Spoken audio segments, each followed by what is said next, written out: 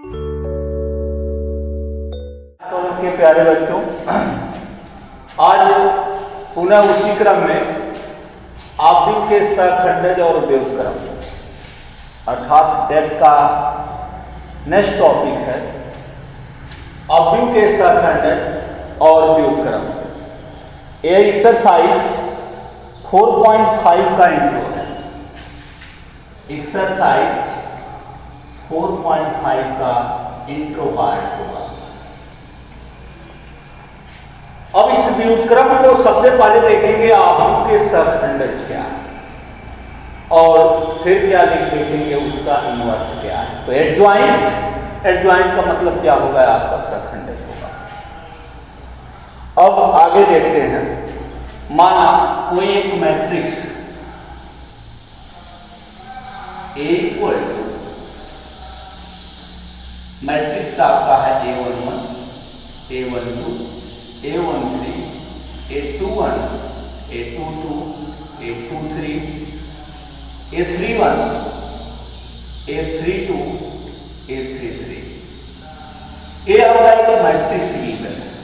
अब इसका हम क्या करें कि इसके सहखंडज को लिखें। तो इस तरह लिखें आव्यूह A के सहखंडज, आव्यूह A के सहखंडज, आव्यूह A के सहखंडज आपके क्या होंगे। इसी क्रम में केवल इसको हम कैसे डिनोट करते हैं, कैपिटल ए से डिनोट करते हैं। तो A11, A12, A13, A21, A22, A23, A31, A32, A33। ये आव्यूह A के सहखंडज है। अब इसके एडजॉइंट हम कैसे निकालेंगे। तो एडजॉइंट A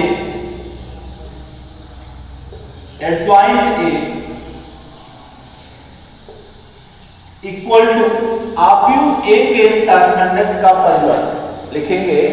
आव्यूह A के सहखंडज का क्या लिखेंगे, परिवर्त अर्थात ट्रांसपोज। आव्यूह A के सहखंडज का परिवर्त। तो परिवर्त का मतलब आप समझते हैं कि इसे हम क्या करते हैं, जो रो है उसे हम कॉलम में कन्वर्ट कर लेते हैं। तो ये आपका कॉलम में हो जाएगा A11, A12, A13 और ये आपका A21, A22, A23 और A31, A32 और ये आपका हो जाएगा A33। तो हमने इसको क्या किया, जो रो था उसको किसमें कन्वर्ट कर लिया, कॉलम में कन्वर्ट कर लिया। तो इस प्रकार से आपका जो निकलता है वह आपका एडजॉइंट ए निकलता है। एडजॉइंट ए का मतलब ए का सहखंडज निकल जाता है। सबसे पहले कोई एक मैट्रिक्स है, उसके एक एलिमेंट का हम क्या करेंगे, सहखंडज निकालेंगे। और सहखंडज में हमने आपको बताया ही था कि जो A11 अगर है Aij इक्वल टू -1 की पावर I प्लस j था और Mij अर्थात माइनस, ये आपका सारणिक उपसारणिक।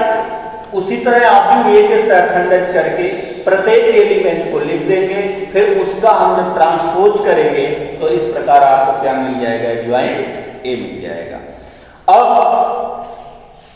यदि 2x2 की मैट्रिक्स है आपकी, यदि 2x2 की मैट्रिक्स आपको है तो ये आप लिख लेंगे A11, A12, A21 और A22।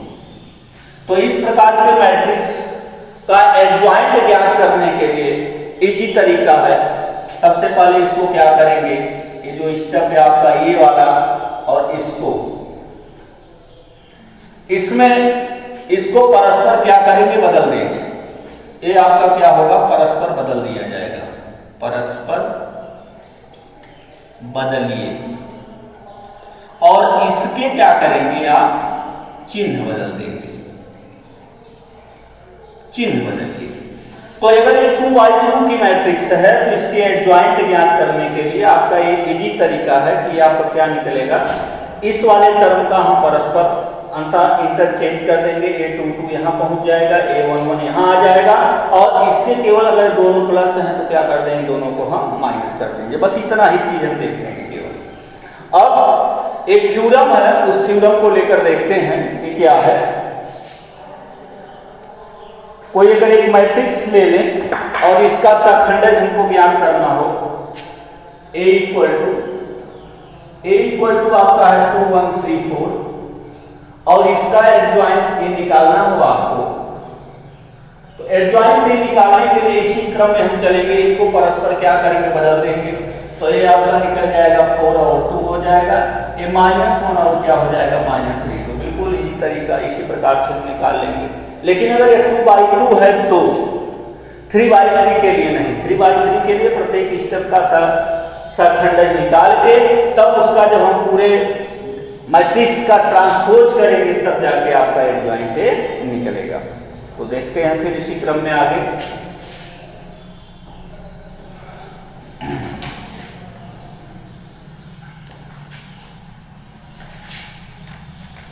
एक थ्योरम को लेकर देखते हैं। थ्योरम 1, यदि a कोई n कोटि का अवयव है तो a adjoint a equal to adjoint a into a equal to det a into i दिया गया है। ए आपका प्रमेय है, प्रमेय 1।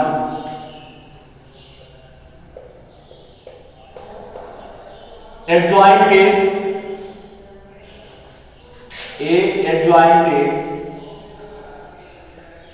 Equal to adjoint a into a equal to आपका क्या हो जाएगा, det a i,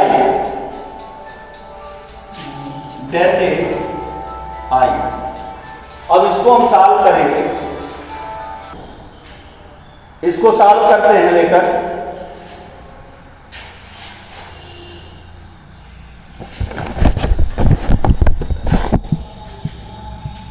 a equal to कोई मैट्रिक्स मान लेते हैं, a इक्वल टू माना a equal to a11 a12 a13 a21 a22 a23 a31 a32 a33, और इसका एडजॉइंट निकाल लीजिए, एडजॉइंट ए। तो एडजॉइंट ए निकालने के लिए क्या करेंगे आप, adjoint A equal to a11 a12 a13 a21 a22 a23 और a31 a32 a33। मैंने डायरेक्ट इसका क्या किया, एडजॉइंट लिख दिया। अब एक चीज आप याद करिए, ए एडजॉइंट ए कर लीजिए आप, ए अर्थात इसी को हमको प्रूव करना है। तो A adjoint A equal to है a11 a12 a13 a21 a22 a23 a31 a32 a33। अब एडजॉइंट ए का मान कितना निकाले आप, ये आपका है a11 a12 a13 और a21 a22 और क्या है a23, और फिर है आपका a31 a32 a33। अब इसका हम प्रोडक्ट करेंगे, इनका क्या करेंगे, गुणा करेंगे। तो आप जानते हैं, बताया था कि किसी मैट्रिक्स के एलिमेंट, किसी पंक्ति के एलिमेंट का किसी अन्य पंक्ति के सखंडज से अगर गुणा कर दिया जाए उसका मान क्या होता जाता है, 0 हो जाता है। फिर से एक बात, किसी मैट्रिक्स के पंक्ति के किसी अन्य पंक्ति के सहखंडज के साथ अगर गुणा कर दिया जाए तो उनका सम क्या होता है, 0 आता है। इस प्रकार देखिए जब हम इसको हल करेंगे तो इसमें जो मल्टीप्लाई होगा A11 capital A11, A12 capital A12, A13 capital A13, अर्थात इसका कुछ ना कुछ वैल्यू आपका आएगा डेटे। और जब इसका मल्टीप्लाई इसमें आप करेंगे A11 है लेकिन यह क्या है, A21 है, A12 है लेकिन यह क्या है, A22 है, इसलिए इसका वैल्यू क्या हो जाएगा, 0। फिर इस पंक्ति को जब थर्ड कॉलम में करेंगे तो भी क्या देगा आपका, 0 ही देगा। तो ये इसी प्रकार इसको हम ले लेंगे तो A11 A12 A13 प्रोडक्ट करेंगे ये भी 0 देगा, लेकिन जब इसके साथ हम पूरा करेंगे तो A21 A21 A22 A22 A23 capital A23, तो ये आपका क्या देगा, डेटे, अर्थात कुछ इसका एक आंकिक मान होगा। और ये 0 0 0 और ये भी आपका क्या देगा, डेटे ही देगा। तो आप जानते हैं कि यह क्या है, मैट्रिक्स है, डेट तो है नहीं, तो मैट्रिक्स है तो इसमें से हम क्या करेंगे, डेटे को कॉमन ले लेंगे। तो डेटे को जब कॉमन लेंगे तो 1 0 0 और 0 1 0 0 0 क्या मिलेगा आपका, 1 मिलेगा, और इसके जगह हम क्या लिख सकते हैं, I लिख सकते हैं। तो इस प्रकार से आपका यह प्रूव हुआ। और A एडजॉइंट A या एडजॉइंट A इंटू A या डेटे इंटू I, अर्थात किसी को लेकर हम प्रोडक्ट करें तो इक्वल टू A आपको मिलेगा। देखते हैं नेक्स्ट टॉपिक। अब इसी टर्म में हम देखेंगे, इसकी आवश्यकता पड़ेगी जब हम इसको हल करेंगे, जबकि पीछे हम पढ़ चुके थे कि सिंगुलर मैट्रिक्स क्या है और नॉन सिंगुलर मैट्रिक्स क्या है। सिंगुलर मैट्रिक्स को हिंदी में अव्युत्क्रमणीय अव्यू कहा जाता है और नॉन सिंगुलर मैट्रिक्स को व्युत्क्रमणीय अव्यू कहा जाता है। तो इसको देखें,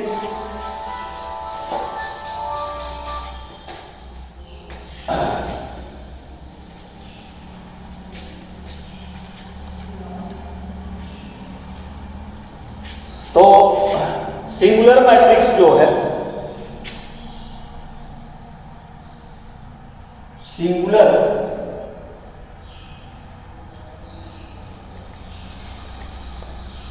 सिंगुलर मैट्रिक्स का मतलब होता है अव्युत्क्रमणीय अव्यू,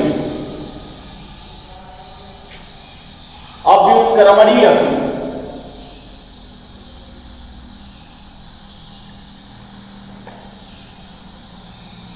इसको आप पीछे पढ़े हैं, अव्युत्क्रमणीय अव्यू क्या होता है, इंग्लिश में इसे सिंगुलर मैट्रिक्स कहते हैं। तो A इक्वल टू 1 2 4 8, अर्थात इसका जो डेट A का वैल्यू होता है वो क्या आ जाता है, 0 आ जाता है। अगर डेट A का मान 0 आ जाए तो वह मैट्रिक्स आपकी क्या कहलाती है, अव्युत्क्रमणीय मैट्रिक्स या सिंगुलर मैट्रिक्स इंग्लिश में कह सकते हैं। अब यही आपका है non singular matrix, non singular matrix, और इसे कहते हैं व्युत्क्रमणीय अव्यू। और A होता है A इक्वल टू 1 4 2 8 और इसका det A not equal to क्या होता है, 0। ये दोनों में डिफरेंस होता है कि ये आपका व्युत्क्रमणीय अव्यू है जब इसका डेट क्या हो जाता है, 0 होता है, और ये व्युत्क्रमणीय अव्यू है जब इसका डेट 0 के बराबर नहीं होता। तो देखते हैं फिर नेक्स्ट क्रम में थ्योरम नंबर 3।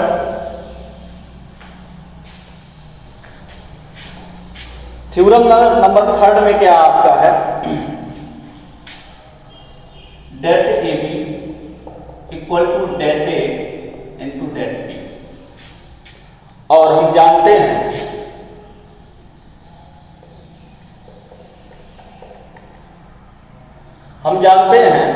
कि एडजॉइंट ए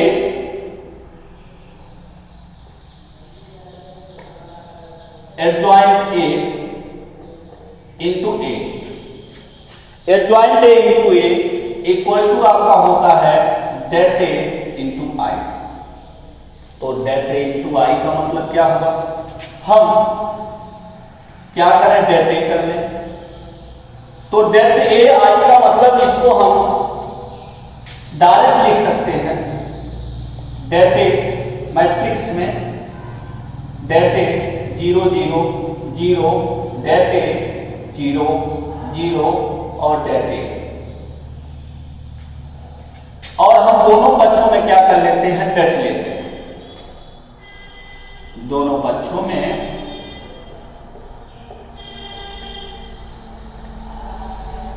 डेट लेने पर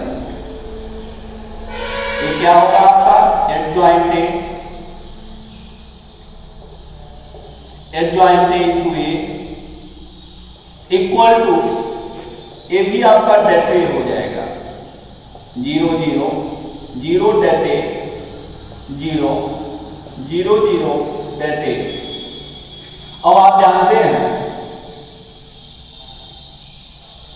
adjoint A into A det. अब यहां से जब डेट में से कॉमन लिया जाता है तो अगर 3/3 का डेट है तो जो कॉमन लेंगे वो उसी के पावर में बाहर होगा, अर्थात आपका डेट ए का होल क्यूब हो जाएगा। और ये मिलेगा क्या 1 0 0 0 1 0 और 0 0 क्या लिखेंगे 1।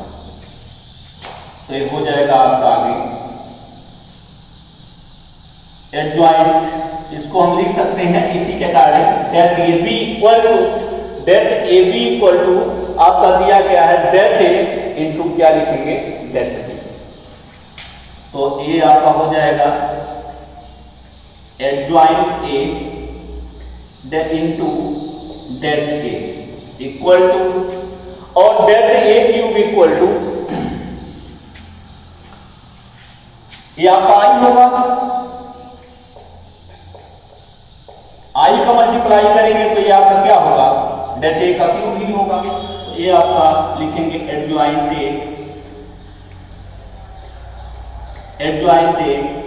Date A cube upon det A equal to हम लिखेंगे डेट ए का होल स्क्वायर या डेट ए का स्क्वायर। तो डेट ए का स्क्वायर का मतलब ये हो गया, हम इस तरह कह सकते हैं कि अगर 3/3 n कोट के वर्ग यदि n कोट के वर्ग ए है तो उसका जो एडजॉइंट होगा वो डेट ए n-1 होगा। यहां लिख सकते हैं आप यदि n कोट का वर्ग ए है, n कोट का वर्ग क्या है ए है, तो adjoint A equal to det A n-1 होगा। तो इस प्रकार प्यारे बच्चे ये आपका थ्योरम नंबर 3 था, इसे हम लिख लेंगे प्रमेय 3। और इसके बाद हम एक और थ्योरम के बारे में देखेंगे जिससे हमको इनवर्स निकालना है। अभी तो ये आपका एडजॉइंट ए ही निकल रहा था, तो उसको निकालने के बाद हम अगले क्रम में एक्सरसाइज 4.5 को देखेंगे। इसी के साथ धन्यवाद।